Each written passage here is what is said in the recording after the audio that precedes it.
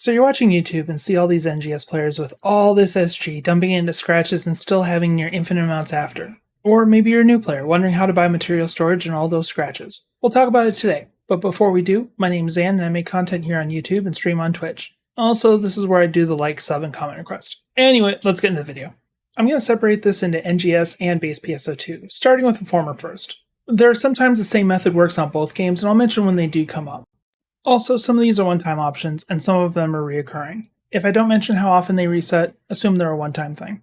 Starting off with the simplest, Lookbook. By going into the menu, clicking on Personal, Lookbook, and View Player Looks pulls up a list of options. I personally use the last updated, then click on the player name, hit the like button, and you choose which one of the drop-down options you feel apply. When you do that, you'll see a pop-up that says SG earned.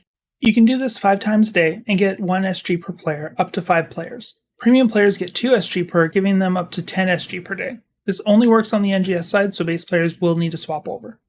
Next are titles. This applies to both NGS and base, but as you complete your titles, you can get SG from them. Some are as simple as leveling up, others are as difficult as clearing a Kavaris purple trigger in under 18 minutes.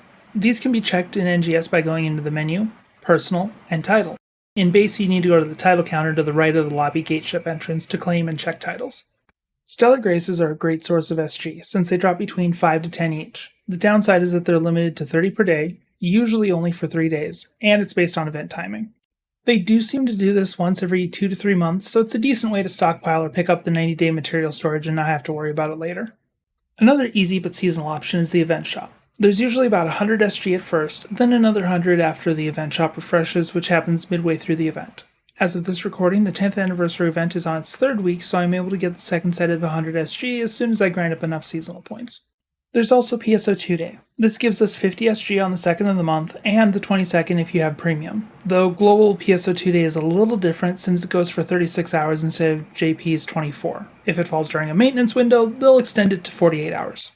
The last one that's NGS only is the daily login. The login has a 14-day rotation and only progresses based on your login. So if you log in one day and it's day 5 of the rotation, the next time you log in, whether it's tomorrow or 3 weeks from now, it'll be on day 6. There's different rewards for things like salon passes, grinders, and the whole point of mentioning it, star gems. You'll get 10 SG on day 3, 20 on day 7, 10 on day 10, and 20 on day 14. If you have premium, you basically get double as you get the same amount on the premium side that day. Now that we talked about the NGS side, let's move on to the greatest source of SG, base PSO2. I've already mentioned the title counter, but while we're in the lobby, we can find SG in the player shops. Outfits and outerwear used to be items you needed to equip, not something obtained via ticket. They also had a one-time bonus of giving 10 SG for wearing the item for 24 hours. This is not playtime though. You can log off and the timer will still continue on. This might be harder to find though, as everyone who's gotten the items already pick up the SG and any of the decently priced ones are already picked up by people.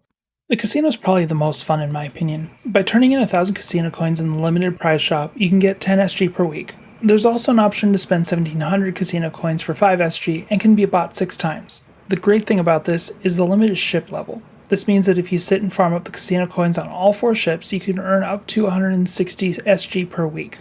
Sega recently made a change so it's a little easier to do this, as you get a 500 casino coin ticket every time you complete a daily quest. This can be as simple as turning in a single fish or doing the recommended exploration zone for the day. Why I say it's the most fun is because you have a variety of games to play between Message and Shooter, Rappy and Arkuma slots, Black Knack, and Roulette. There was many a day when I was working from home that I had some downtime and just pressed A on my controller every once in a while in between tasks, but I've also heard of people mindlessly hitting A while watching anime or Netflix. These next couple are going to need a group. The first one could be done in a pickup group or pug, as it requires doing buster quests. This might be harder to achieve without a dedicated group, not because of the difficulty, but because not many people like doing them even when they were active content. If you do enough of these, you can exchange your buster medals for up to 100 SG per week from the medal barter in the red booth on the 2nd floor of the marketplace. If you can't find a group, there is an alternate source of buster medals, but it does require a high level of skill. Extreme Quest Risk Realm. On the plus side is if you can clear it, it'll provide you with things like Kraken Veterans Resolve or Returner, which can be useful if you still need to make your god units. If you're interested in how to make those, I'll link a video I made earlier in the upper right. The second group activity is the challenge quests. This can be done solo, but it's much easier to run it with 7 others, and there's a route that is highly recommended. The reason is you need to score a certain amount of points in order to make it into first, as this gives 100 SG. This can be awarded up to 5 times as you can do it on the Universal Challenge ship as well as the dedicated challenge ships. On top of that, the bonus applies to each of the 3 challenges, so if you get together with a group, you could earn up to 1500 SG a week. Mind you, each quest takes about 30 to 60 minutes, so it could take you as long as 15 hours. On the plus side, this doesn't require you to level up a class, as you start as a level 1 when you get onto the challenge ship, and the items you pick up are the ones you can use, with a greatly reduced number of text and photon arts. You could consider this next item as a group event as well, but for the same reason as Buster Quests. PvP was something that was barely run, but there was a devout group that plays on occasion still. If you play enough, you can get another 100 SG per week from the Battle Coin Barter on the second floor red booth. There's also monthly SG for playing ranked, which spans from 40 SG all the way up to 2000 SG. One of the more forgotten about SG sources is going through the base story. At various intervals, the game gives us a Star Gem ticket, usually 10 or 20 SG each time. Take the time to burn through all the story and you can get at least 1000 SG from it. Mind you, it is 8 years worth of story, so plan to take about 40 to 60 hours to go through it all. The other plus side is Sega's been doing base PSO2 story campaigns on occasion, with base SG perma-scratch selection tickets as a reward.